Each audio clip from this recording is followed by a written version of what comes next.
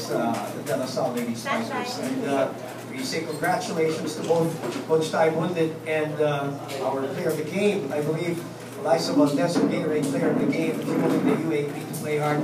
Congratulations, Ali, congratulations. Coach Ty, let's start with you. What are you happy about, other than the win, what are you happy about in terms of your team, how they played? What went right for you today, from your perspective?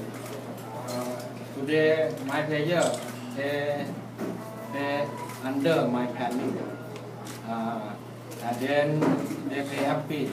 I tell them, if you play happy, you can win. No pressure at all. Okay. Mozi, you want to ask Ali a question? Coach Ty? Well, Eliza, I want to ask Eliza. Eliza, from the get-go, you were really having an attacking day, 9 points agad dun sa first set. Was that really the game plan, or talaga you just took it upon yourself na ganun ang ilaro mo? Lagi naman kami po nire-remind ni Coach Ty na magkaroon ng teamwork, and I guess hindi lang naman para sa akin din yung point. Maganda rin yung distribution ni Gia ng bola. So, I think kaya din ako nakaka-point kasi nababantayan din yung gitna namin, yung utility namin. So, nagagawa ng paraan na minsan isa lang yung blocker. So, medyo nagkakaroon ako ng chance maka-point din. So, yung game plan naman ni Coach Ty is maglaro lang talaga kami ng happy and as one. And, ayun, na maganda naman din po yung naging result. So, we're really happy. Well, ngayon, Ali, sabi mo nga, maganda yung resulta. Pero sa tingin mo ba, kahit na-sweep mo yung nasal, meron pa bang nakikita na tingin mo gusto niyo pang i-work on para doon sa susunod na laban?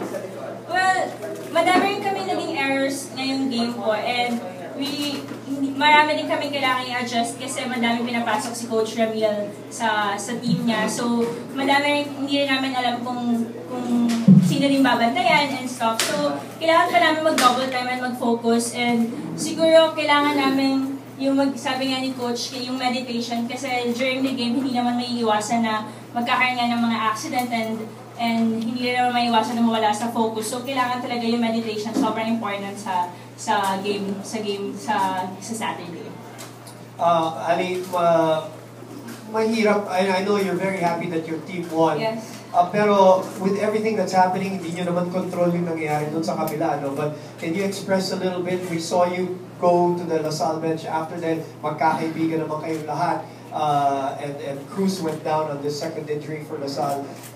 Is it hard to celebrate pagka ganon? Or ano ba ang mindset mo ngayon? Ano bang nararamdaman mo ngayon? Well, sa volleyball community talaga, we're very sad kasi quality players yung na-accident. So, pero we can't do anything about it kasi it's an accident nga po. But then, it's part of the game then, and I think the girls are very strong naman and very brave na para bumalik sa mga susunod pang games. And I think their mindset naman is not to give up then, as lahat naman ng players yun yung inaano. It's a parang challenge then for everyone and challenge siguro for them. And I think gagawa nila ng paraan yun, and alam ko matapang sila, kaya kaya nila. Kaya natin, kaya ng volleyball, kaya nila, and kaya ng kahit sino po.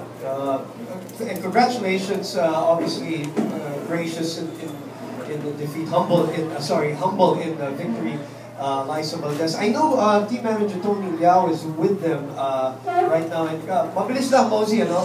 I know you said in the press conference, Sir Tony, that you wanted to go for the sweep because it's right there within grasp. What are your thoughts about it, Sir Tony? Right now that we are one game to go, I think we're gonna go for it.